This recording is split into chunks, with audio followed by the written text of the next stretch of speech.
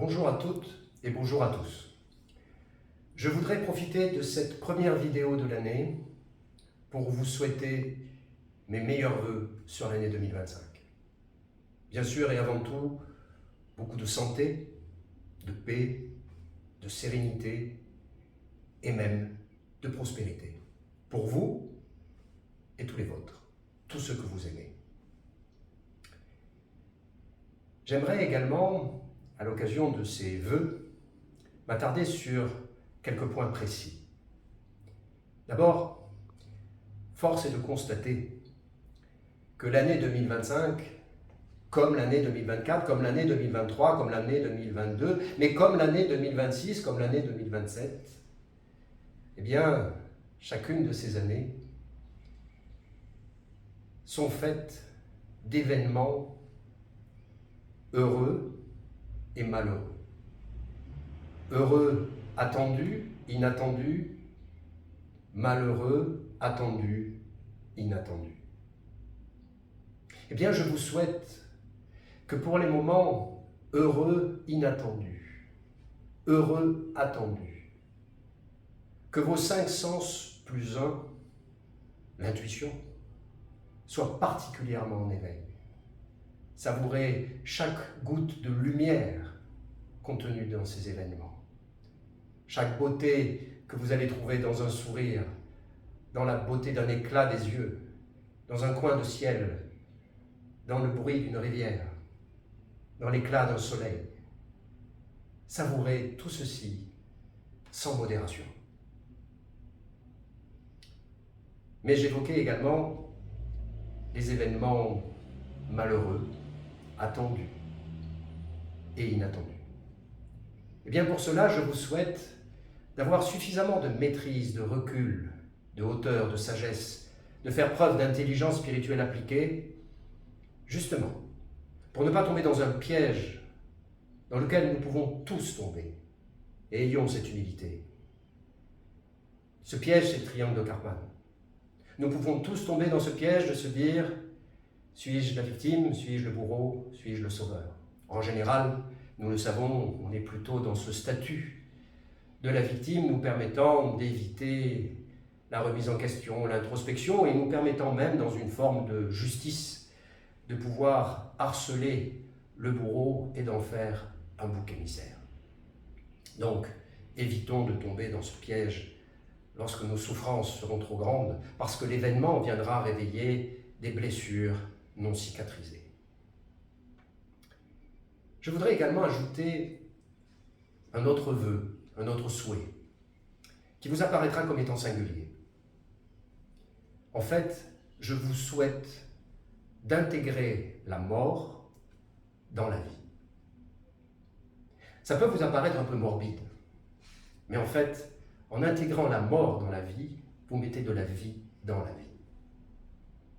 Parce qu'en intégrant ce processus inévitable, je vais mourir, vous allez mourir, les êtres chers autour de nous vont mourir. Et bien sûr, on ne sait pas quand, mais on sait que c'est bien la seule certitude de la vie.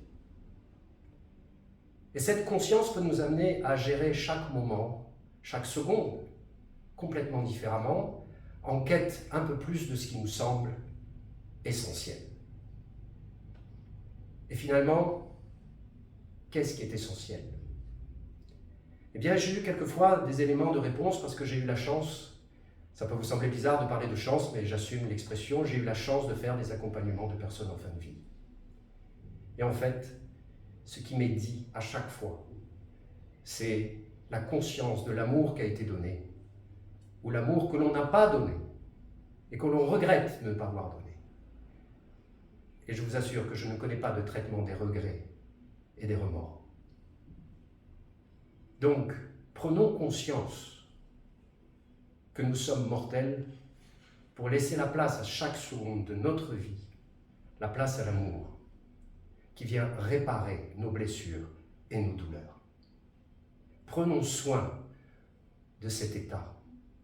Prenons soin de ce fabuleux outil qui est la compassion, sans complaisance, ni à son égard, ni à l'égard des autres. Mais toute cette bienveillance qui peut nous animer.